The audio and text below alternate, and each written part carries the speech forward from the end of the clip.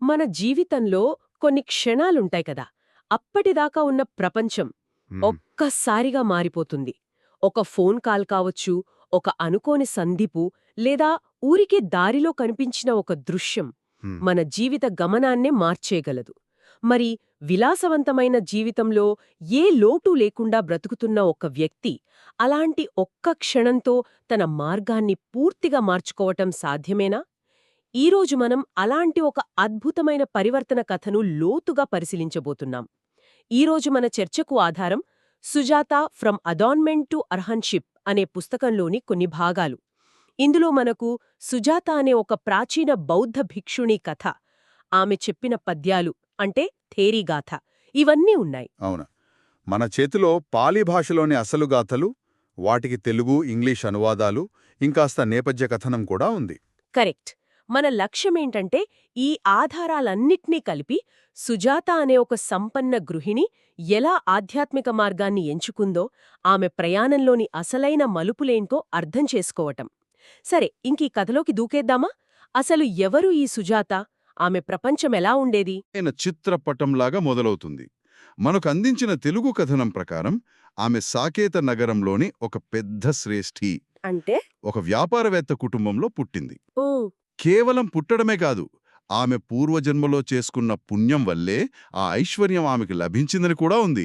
ఆసక్తికరంగా ఉంది. యుక్త వయస్సు రాగానే అంతే ఐశ్వర్యం ఉన్న మరో కుటుంబంలోని అబ్బాయితో ఆమెకు పెళ్లయింది. భార్యాభర్తల మధ్య అన్యోన్యత, రెండు కుటుంబాల మధ్య సంపద, ఆమె జీవితంలో దేనికి లోటు లేదన్నమాట. నిజమే. ఆ పద్యాల్లో ఆమె జీవితాన్ని వర్ణించిన తీరు చూస్తే అసలా లగ్జరీ ఏ స్థాయిలో ఉందో అర్థమవుతోంది. మొదటి గాథలోనే చూడండి, అలంకృత సువసన అంటున్నారు. అవును, అంటే చక్కగా అలంకరించుకుని. ఖరీదైన వస్త్రాలు ధరించి, ఇంకా మాలిని చందనోక్షిత, పూలమాలలు, గంధం.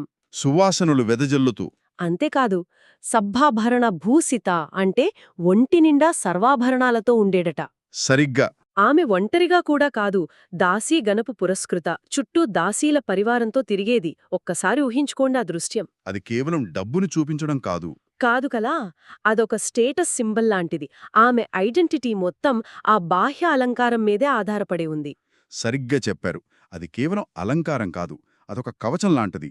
ఆ జీవనశైలి ఇంద్రియ సుఖాలకు, భౌతిక ఆనందాలకు ప్రతీక. ఆమె జీవితంలో దేనికి కొదవలేదని చెప్పడానికి మరో అద్భుతమైన వాక్యం ఉంది. ఏంటది? ఆమె తన భర్తతో కలిసి ఉద్యానవనానికి, అంటే ఒక రకంగా పిక్నిక్కి వెళ్తున్నప్పుడు, అన్నం పానం చ ఆదాయ ఖజ్జం భోజ్యం అనప్పకం అని ఉంది. అంటే అంటే తినడానికి, తాగడానికి, కొరకడానికి, నమలడానికి, ఇలా అన్ని రకాల ఆహార పదార్థాలు తీసుకుని వెళ్ళిందట. వావ్! ఇది చిన్న విషయంగా అనిపించవచ్చు, కానీ ఇది ఆమె ప్రపంచాన్ని సూచిస్తుంది. ఆమె ప్రపంచంలో ఆనందమంటే పంచభక్ష పరమాన్నాలే, అనుభవించడమే జీవితం. నాకిక్కడొక ప్రశ్నొస్తోంది. అంతా ఉన్న జీవితం, ఏ చింత లేదు, ఏ బాధ్యత లేదు. హ్మ్. అలాంటి వాళ్లకు అసలు మార్పు గురించి ఆలోచన వస్తోందా?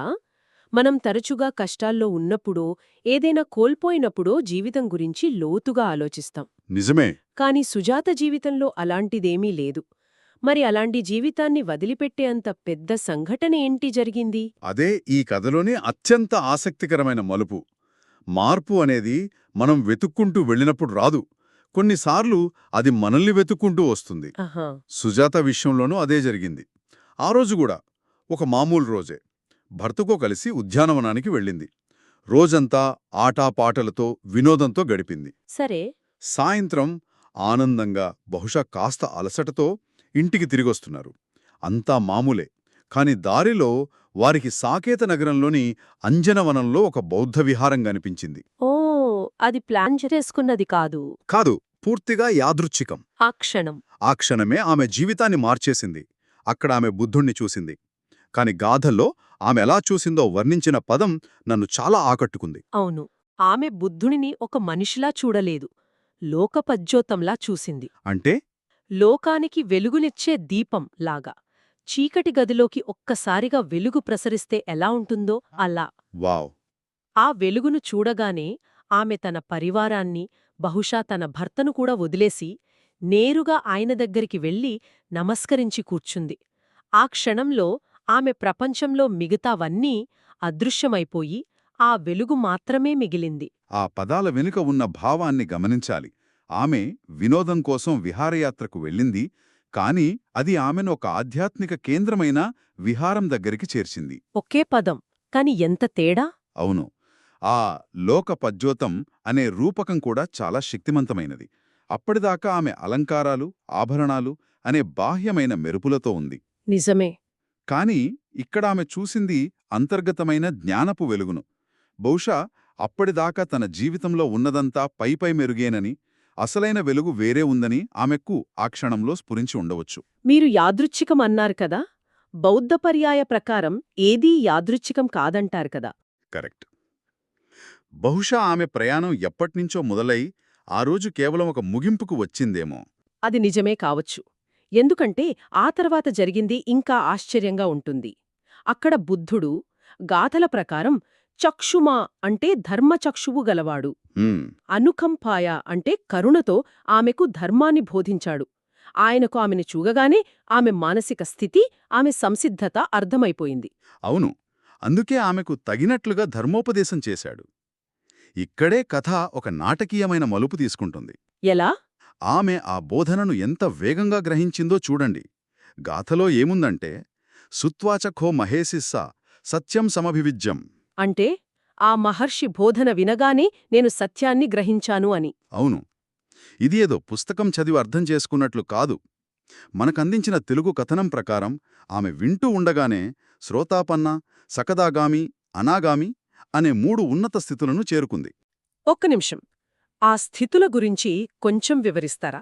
అవి వినడానికి చాలా టెక్నికల్గా ఉన్నాయి, కాని ఆమె ఎంత పెద్ద విజయం సాధించిందో తెలియాలంటే వాటి అర్థం తెలియాలి కదా. తప్పకుండా. అవి మామూలు విషయాలు కావు. బౌద్ధ మార్గంలో జ్ఞానోదయానికి ఇవి ముఖ్యమైన మెట్లు.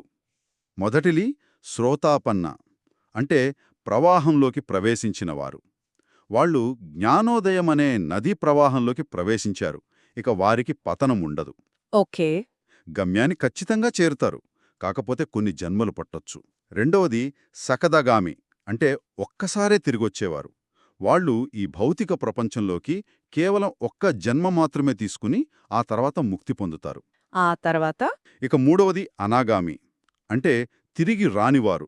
వాళ్ళు ఈ లోకంలోకి మళ్లీ జన్మించరు. పైలోకాలలో ఉండి అక్కడ్నుంచే నిర్వాణం చెందుతారు. అమ్మో! ఈ 3 స్థితులను దాటడానికి ఎంతోమందికి జీవితాలు పడతాయి. అలాంటిది సుజాత కేవలం ఒక్క బోధనతో అక్కడికక్కడే ఆ స్థితులను దాటింది. అద్భుతం.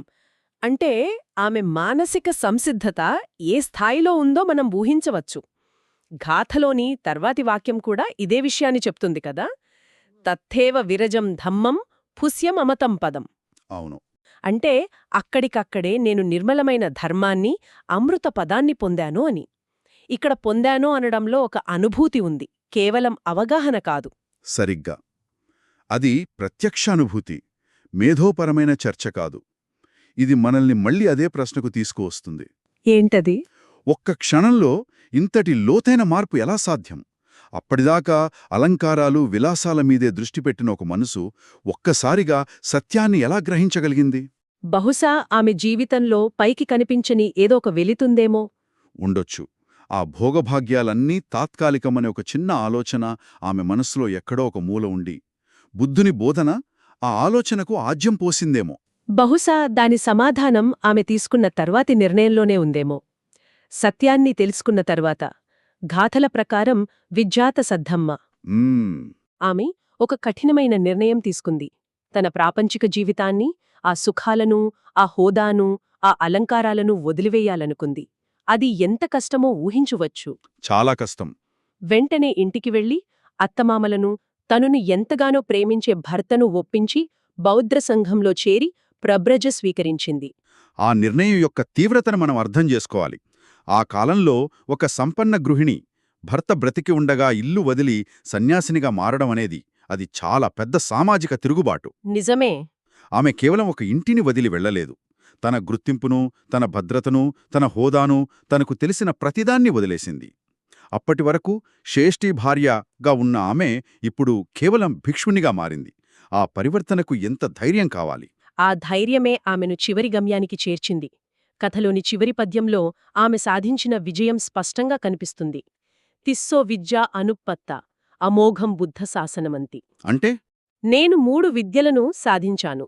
బుద్ధుని శాసనం వ్యర్థం కాలేదు. ఈ 3 విద్యను అంటే ఏంటి? ఇవి కూడా ఆ శ్రోతాపన్న స్థితుల లాంటివేనా? ఆహా ఇవి వాటికంటే ఉన్నతమైనవి. ఈ తిస్సో విద్య లేదా త్రివిద్యలు సాధిస్తేనే ఒక వ్యక్తి అర్హంతుడు లేదా సంపూర్ణ జ్ఞానోదయం పొందినట్లు. ఓకే, ఆ 3 ఏంటి? ఆ 3 విద్యలు. మొదటిది పూర్వనివాసానుస్మృతి జ్ఞానం, అంటే తన పూర్వజన్మలన్నిట్నీ తెలుసుకోగలగడం. ఓ, రెండవది దివ్యచక్షువు, అంటే జీవుల కర్మలను, వారి పునర్జన్మలను చూడగలగడం. సరే.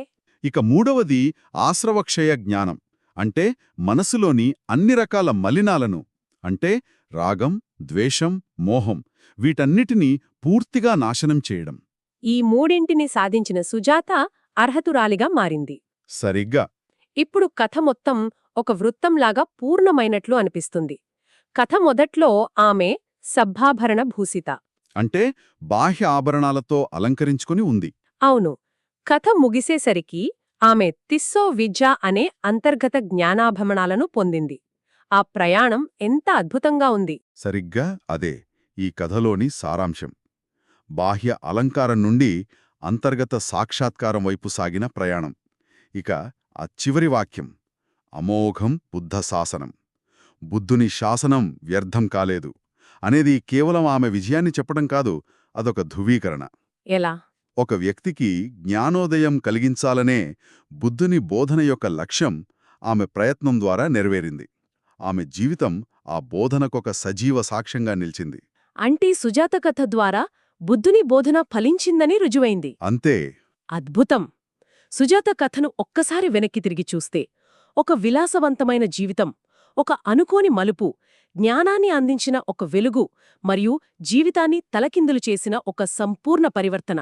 మరి వీటన్నింటి నుంచి మనం గ్రహించాల్సిన అసలైన విషయమేంటి?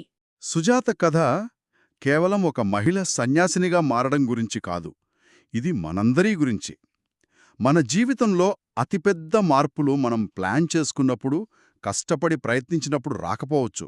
సుజాతలాగా మనం మన రొటీన్లో, మన సుఖాల్లో మునిగి తేలుతున్నప్పుడు ఒక అనుకోని దృశ్యం, ఒక మాట, ఒక వెలుగు మనల్ని పూర్తిగా మార్చేయగలదు. అంటే అసలైన పరివర్తన ప్రణాళికతో రాదు. అవును, మనం పరధ్యానంలో ఉన్నప్పుడే వస్తుంది. ఆమె కథ తాత్కాలికమైన ప్రాపంచిక సుఖాలకు, శాశ్వతమైన నిర్మలమైన ధర్మం, అమృతపదంకు మధ్య ఉన్న తేడాను కళ్లకు కట్టినట్లు చూపిస్తుంది. ఈ చర్చ వింటున్న వారికి ఆలోచించడానికి ఒక ప్రశ్నను వదిలివెళ్దాం. కథనంలో సుజాత పూర్వపుణ్య ఫలం వల్లే సంపన్న కుటుంబంలో పుట్టిందని, బహుశా అదే ఆమెను అంత వేగంగా జ్ఞానాన్ని గ్రహించేలా చేసిందని ఉంది. ఇది మనల్ని ఒక ప్రశ్న వైపు నడిపిస్తుంది. జీవితంలో గొప్ప మార్పు అనేది కేవలం ఆ క్షణంలో వచ్చిన అవకాశం వల్ల, లేక దానికి మనం ఎప్పటినుంచో సిద్ధంగా ఉండటం వల్ల వస్తుందా? ఆసక్తికరమైన ప్రశ్న. సుజాత విషయంలో బుద్ధుడిని కలిసే అవకాశం యాదృచ్ఛికంగానే వచ్చింది. కాని ఆ బోధనను స్వీకరించడానికి ఆమె మనసు ఎన్నో జన్మలుగా సిద్ధపడి ఉందేమో. బహుశా జీవితంలో గొప్ప మలుపులు అంటే ఈ రెండింటి కలయికనేమో. అవును. అవకాశం తలుపు తట్టినప్పుడు సిద్ధంగా ఉన్న మనసు మాత్రమే దానిని అందిపుచ్చుకోగలదు. మనమందరం రోజూ మన పనుల్లో, మన విహారయాత్రల్లో మునిగిపోయి ఉంటాం. మరి ఆ దారిలో మనకు కనిపించే విహారాలను, ఆ వెలుగులను మనం గమనిస్తున్నామా? లేదా మన సుఖాల ప్రపంచంలో వాటిని చూడనైనా చూడకుండా దాటిపోతున్నామా?